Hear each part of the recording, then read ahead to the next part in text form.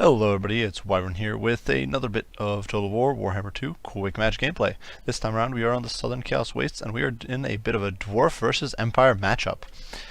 So this time around I did decide to go with a pretty melee-centric build, but of course you do need something to shut down enemy handguns just in case they do go with a decent amount of handgun spam. So what I decided to do is I ran my Rune Lord. Now the Rune Lord is pretty susceptible to shooting just because he's pretty high up on his Anvil of Doom, but on the other hand he does have massive physical resistance, massive missile resistance with his one of his items. He does have an item, the Master Rune of Grungni, which is plus 20% missile resistance. So against shooting, he's got about 60% resistance. If they bring silver bullets, then his resistance against them is even higher. It sits at good old 90%, so they literally can't do anything to him, or basically can't. Very tanky, very decent lord in that sense. I didn't bring any armor improvements because I figured that Empire usually doesn't bring a lot of normal attacks. It's usually a bunch of great swords, maybe some handguns, demigriffs, that sort of stuff, to of course deal with the heavy armor of the dwarves.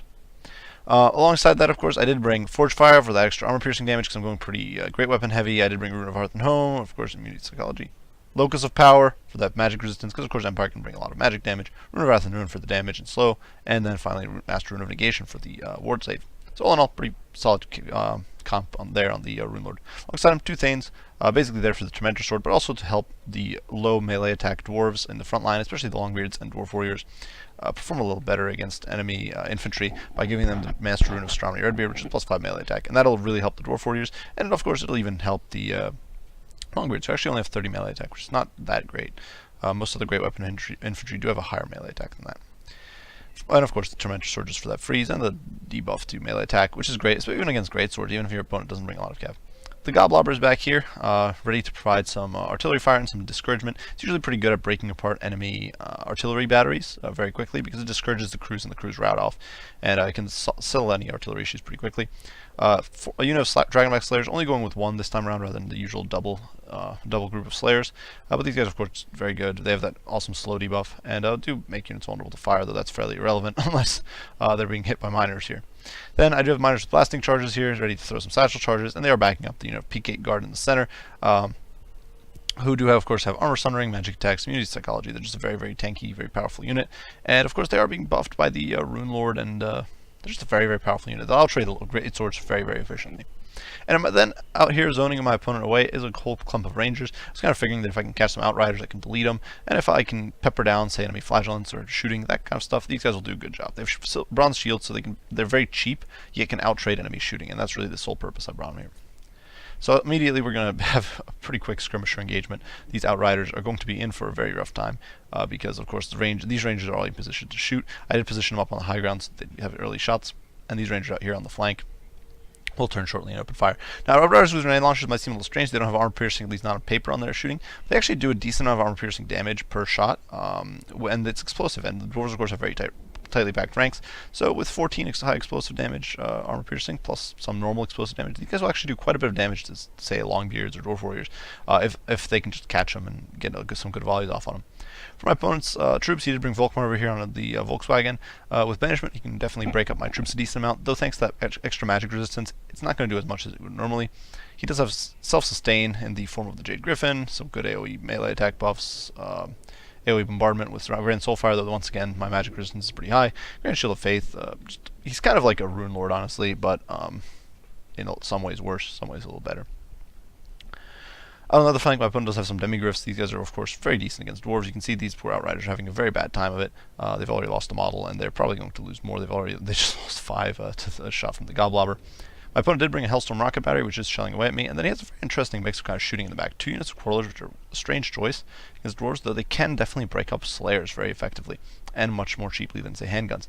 Handguns, of course, decent against dwarves, though it is, I would still say, bit of an interesting pick to bring handguns because they're very exposed and very easy to snipe down. Frontline composed of a mix of swordsmen and Sigmar's sons, backed up by, obviously these guys will soak up fire. You can see these poor outriders almost wiped. And behind them, we do have some flagellants. And now the flagellants, once again, an interesting pick, but they are unbreakable, so they could potentially tie my front line down.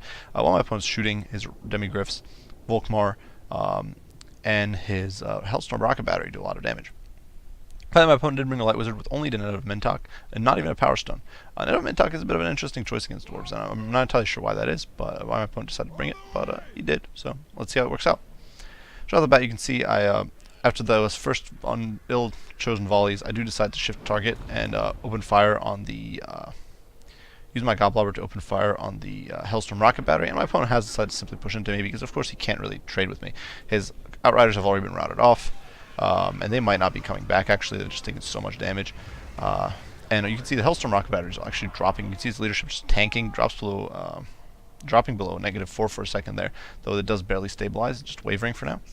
These Outriders have returned, and I'm trying to pull back my Rangers, who did take some rocket fire here and have been softened up a little bit.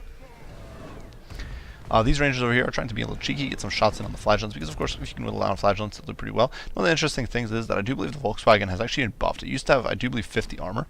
That's been buffed to 100 in the, I do believe in the last patch, or in the Mortal Empires update. You can see over here I'm trying to knock out the Hellstorm rocket battery. Some of the shots are overshooting, while the Goblobber is definitely very accurate. It's not the most accurate. Here you can see, unfortunately, my Rangers do take a huge volley from the crossbows into their backsides, and are now netted down, though it's a normal net. And I'm kind of moving to avoid it with the Longbeards. I don't want them to get netted down, but my opponent is going to be able to get on top of my Rangers and just mess them up with these swordsmen. Rangers are not ideal in melee, that is for sure, especially when they can't even get a charge off or anything like that. Usually they can disengage pretty effectively, but this is going to be a very rough situation for him, especially with Volkmar going in there. Volkmar is not ideal against Dwarves because he does cause magic damage, and he doesn't have a bonus against infantry. Fire damage isn't that great against him either. But nonetheless, he can be disruptive. You can see I'm shifting my Dragonback Slayers over here to intercept Volkmar, even as my Rangers do kind of unload on this front line, which is very squishy, so the Rangers should do decent amounts of damage. Over here I'm trying to focus on the handgunners, even as my opponent's rocket barrage is coming in on my poor Rangers. Various casts you can see going off, Master of Wrath and Ruin hitting Sigmar's Sons, but they are being actually protected because the Grand Soulfire reduces magic damage by 90%, so it should, I do believe, affect the Master of Wrath and Ruin's damage. In the meantime, though, my Rune Lord is diving in. You can see these poor handgunners are getting shredded. Rangers, of course, trade very effectively with them. My opponent does try to get a charge in here with the Demigryph Knights, but I do catch him with the Tormentor Sword, and of course the Thane is immediately on top of him and beating them down. They're definitely laying the smack down on these poor guys. And my other Rangers are then able to shift their targeting and go after these Demigryphs as well, though that exposes them to enemy crossbow fire. My Miners are trying to get in on the Demigryphs. Miners are not, of course, good against Demigryphs, but they can time down. They do have some mass, and they can definitely just bog them down for a little bit. In the meantime, these swordsmen, though, have flanked around and going for my backline, going after these poor Rangers after chasing off this unit of Rangers over here, which is down to 31 models. But these Demigryphs are being whittled down. They have lost about a third of their HP and losing more. We're in the heart of the conflict. You can see these flagellants over here are almost wiped out. They'll get beaten down shortly. And on this other flank, you can see the Sigmar's Sons and all these units are trading rather inefficiently, of course, against Peak Guard, which is very, very powerful. The Fireback Slayers are trying to stand out Volkmar, and they are melting him down a decent amount, but of course he does have regen, so he's going to be able to come back from that at least a little bit. These poor Rangers are getting shredded.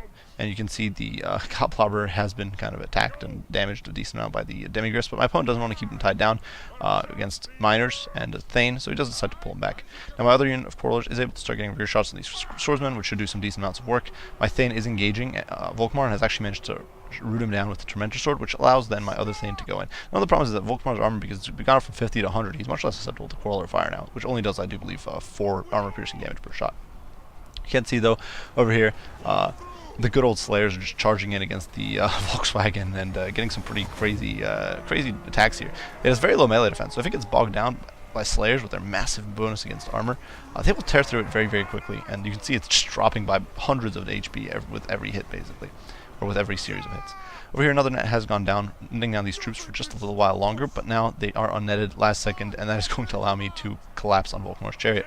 Unfortunately, Volkmar's Chariot does have quite a bit of mass, and despite the slows, my units are not quite able to keep up with him. Slayers technically could when he's slowed, but because he's got all these troops here just tying my Slayers down, they're not going to be able to just force path past them. Of course, don't have a lot of tankiness in that sense. In the meantime, his battle prayers are going off, just trying to keep him alive. You can see my Quarrelers are engaging with the enemy crossbowsmen, which of course is a very decent trade for him. My Grudge Thrower or Goblobber is still up and around, shelling away at the back line here, trying to knock these crossbowmen out and chase them off. These swordsmen have been pincered between Rangers and Miners with blasting charges, who should be able to whittle these guys down over time. It's not an ideal situation. Swordsmen are definitely better than Rangers in close quarters, but over time they will win out. The combination of these units will just outnumber them and beat them down, especially with the extra fire from these Rangers over here. A banishment does go down, but even if it hadn't been roaming around, it's important to keep in mind that my unit is actually a very, very high magic resistance. You can see if we scroll over any unit, that's not my Lord. we can see that the magic resistance is at 40%, because the built-in magic resistance is 25%, and that is boosted up to 40%. Now, at this point, my opponent's army has completely shattered. They are routing. You can see these poor demigriffs got bogged down in a fight here. And they're not, against so much great weapons, they do eventually go down. I do try to catch my opponent's chariot here, slow it down a little bit with Dragonback Slayers, and it is trying to kind of peel away. Volkmar does have a lot of mass. It's hard to catch him. I do need to get my Thanes off cooldown, and I'm trying to kind of whittle Volkmar down with crossbow fire, but it's rather difficult. He keeps running, and I don't really have much to catch him with. So finally, I do kind of catch up with him. My opponent did kind of get caught up here on these peak gate guard, and at this point Volkmar is going to get beaten down with a very good game that I had here with my opponent. So close victory. Definitely an interesting, I think, build for my opponent. It was interesting that he did. It was a rare time that I've seen someone not go for mass amounts of great swords or armor piercing against dwarves, which I think was a risky strat, though perhaps having some merit, because it did give him huge width, and some of these units, despite not being armor piercing, are actually decent against dwarves. I did think the non-inclusion of some of these was a little surprising. You will usually see either Sterling's Revenge or Silver Bullets. Both of them are decent picks against dwarves, despite the Silver Bullets having magic damage. Usually they're pretty decent pick against dwarves. Outriders are definitely not a bad pick, but you definitely don't want them getting caught like they did in this game by the mob of rangers. Now, of course, my troops were able to trade very effectively against this enemy front line, because none of these troops had very good armor piercing. Volkmar got some good value out of banishment, and I think that's kind of what my opponent was going for, to tie me down and then hit me with banishment. But massive magic resistance, thanks to the Rune Lord, was really helping out there.